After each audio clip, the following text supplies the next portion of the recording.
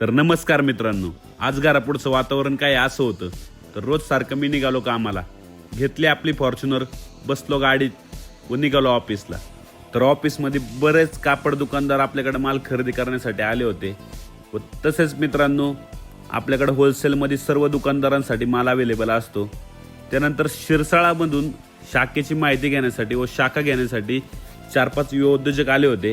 त्यांना मी थोडीफार माहिती दिली व त्यांना म्हटलं मी थोड्या वेळात परत येतो, कारण मला डी.वाय. पाटील कॉलेजला आज लेक्चर द्यायला जायचं होतं. तर सर्वांना मार्गदर्शन केलं व व्यवसाय कसा करायचा व माझा व्यवसाय मी कसा सुरू केला याबद्दल मी सर्व मार्गदर्शन केलं. त्यानंतर मी निघालो परत ऑफिसला, कारण ते शिरसाळा शाखेवाले थांबले होते. तर फायनली आपली शिरसाळामध्ये शाखा येत आहे. तसेच जतमध्ये शाखेसाठी पण आले होते, तर त्यांची मीटिंग चालू होती. त्यानंतर मित्रांनो गणेश चापलामध्ये काहीतरी चालूच असतं. त्यानंतर कुर्त्याची अपडेट दिली, तुम्ही पाहू शकता नवीन कुर्ते आपल्या रॉयलमध्ये उपलब्ध आहे. आपल्या रॉयलच्या अकाउंटला आपण पोस्ट केलेले व तसेच मोदी जॅकेट व कुर्ते पण अवेलेबल आहे. वेगवेगळे पॅटर्न्स पण अवेलेबल केलेले. पार्सल आजचे निघालेले होते. त्यानंतर विचार केला की आता भरपूर वेळ झालेला आहे, घरी जाऊ. जवळजवळ 7 वाजले होते. पण तेवढ्यात नाशिकमधून 2 जण आले होते, त्यांना शाखा पाहिजे होती आपली रॉयलची पंचवटीमध्ये.